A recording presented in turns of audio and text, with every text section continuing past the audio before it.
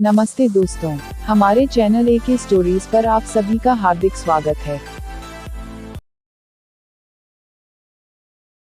वक्रोलक नामक नगर में सूर्यप्रभ नाम का राजा राज करता था। उसके कोई संतान न थी। उसी समय में एक दूसरी नगरी में धनपाल नाम का एक साहूकार रहता था। उसकी स्त्री का नाम हिरण्यवती था और उसके धनवती नाम की एक पुत्री थी।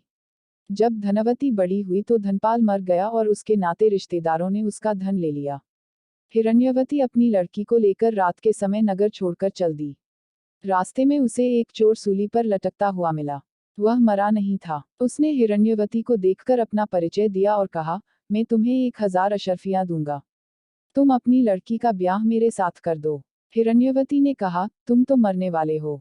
चोर बोला, मेरे कोई पुत्र नहीं है और निपुते की परलोक में सद्गति नहीं होती। अगर मेरी आज्ञा से और किसी से भी इसके पुत्र पैदा हो जाएगा तो मुझे सद्गति मिल जाएगी। हिरण्यवती ने लोभ के वश होकर उसकी बात मान ली और धनवती का ब्याह उसके साथ कर दिया।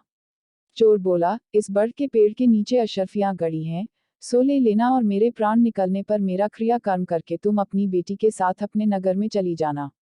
इतना कहकर चोर मर गया। हिरण्यवती ने जमीन खोदकर अशर्फियां निकाली, चोर का क्रियाकर्म किया और अपने नगर में लौट आई। उसी नगर में वसुदत्त नाम का एक गुरु था, जिसके मनस्वामी नाम का शिष्य था।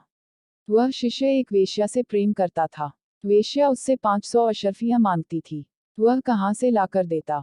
संयोग से धनवती ने मनस्वामी को देखा और वह उसे चाहने लगी। उसने अपनी दासी को उसके पास भेजा। मनस्वामी ने कहा कि मुझे 500 अशर्फियां मिल जाएं तो मैं एक रात धनवती के साथ रह सकता हूँ। हिरण्यवती राजी हो गई। उसने मनस्वामी को 500 अशर्फियां दे दी। बाद में धनवती के एक पुत्र उत्पन्न हुआ। उसी रात शिवाजी ने सपने में उन्हें दर्शन देकर कहा, तुम इस बालक को 1000 अशर्फियों के साथ राजा के महल के दरवाजे पर रखाओ। माँ बेटी ने ऐसा ही किया। उधर शिवाजी ने राजा को सपने में दर्शन देकर कहा, तुम्हारे द्वार पर किसी ने धन के साथ लड़का रख दिया है, उसे ग्रहण करो। राजा ने अपने नौकरों को भेजकर बालक और अशर्फियों को मंगा लिया। बालक का नाम उसने चंद्रप्रभ रखा। जब वह लड़का बड़ा हुआ तो उसे गद्दी सौंपकर राजा काशी चला गया और कुछ दिन बाद मर गया। पिता के ऋण से उऋण होने के लिए चंद्रप्रभ तीर्थ करने निकला। जब वह घूमते हुए गयाकूप पहुंचा और पिंडदान किया तो उसमें से 3 हाथ एक साथ निकले। चंद्रप्रभ ने चकित होकर ब्राह्मणों से पूछा कि किसको पिंड दूं। उन्होंने कहा, लोहे की कील वाला चोर का हाथ है, पवित्री वाला ब्राह्मण का है और अंगूठी वाला राजा का। आप तय करो कि किसको देना है। इतना कहकर बेताल बोला, राजन, तुम बताओ कि उसे किसको पिंड देना चाहिए। राजा ने कहा, चोर को, क्योंकि उसी का वह पुत्र था।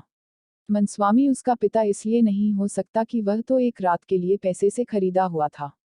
राजा भी उसका पिता नहीं हो सकता, क्योंकि उसे बालक को पालने के लिए धन मिल गया था।